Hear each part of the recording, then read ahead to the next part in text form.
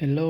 សួស្តីនេះជាសកម្មភាពដែលខ្ញុំធ្វើដំណើរទៅបូតស្រូវថ្ងៃមុនហើយមិនទៅម្នាក់ឯងទេគឺមានអង្គរៈមួយដើរពីមុខរហូតហើយអង្គរៈនេះពឹងបានទេគាត់ទៅដើរទៅប៉ាស្មៅក៏រត់មកក្រោយវិញឆ្នាំនេះទឹកច្រើនណាស់បងប្អូនអើយនិយាយពីថាស្រែមួយលិចទឹកអស់ហើយឆ្នាំនេះស្រូវក៏ធ្វើមិនសូវបានដែរបងប្អូនអើយគឺថាដល់ខែបូតស្រូវភ្លៀងមករាល់ថ្ងៃតែម្ដងដើរចិត្តដល់កន្លែងបូតស្រូវហើយទឹកកាន់តែជ្រៅទៅអង្គរៈខ្ញុំវាអត់ដើរតាមឬស្រែទេវាចុះស្រូវគេអញ្ចឹងចាស់គេឃើញដាក់មកកញ្ញនោះហ្មងនិយាយពីថាឲ្យតែខ្ញុំចេញដំណើរទៅណាគឺបបួលទៅគឺរត់ពីមុខរហូត